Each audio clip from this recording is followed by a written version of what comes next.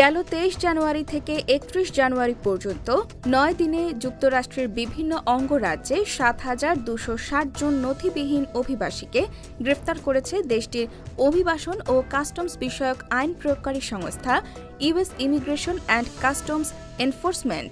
গ্রেফতারদের মধ্যে ৫,৭৬৩ জনকে বন্দিশালা রাখা হয়েছে। শিগগিরই তাদের নিজ নিজ দেশ কিংবা কিউবার গুয়ান্তানামো কারাগারে পাঠানো হবে। জানা গেছে, নিউ ইয়র্ক অঙ্গরাজ্যের নিউ ইয়র্ক সিটি, ইলিনয়েস অঙ্গরাজ্যের শিকাগো এবং ম্যাসাচুসেটস অঙ্গরাজ্যের বোস্টন শহরে অভিযান চালিয়ে গ্রেফতার করা হয়েছে নথিবিহীন এই অভিবাসীদের।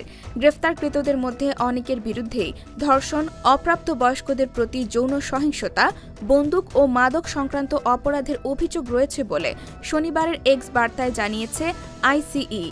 এদিকে ক্ষমতায় আসার আগেই যুক্তরাষ্ট্রকে অবৈধ অভিবাসী মুক্ত করার ঘোষণা দিয়েছিলেন ডোনাল্ড ট্রাম্প।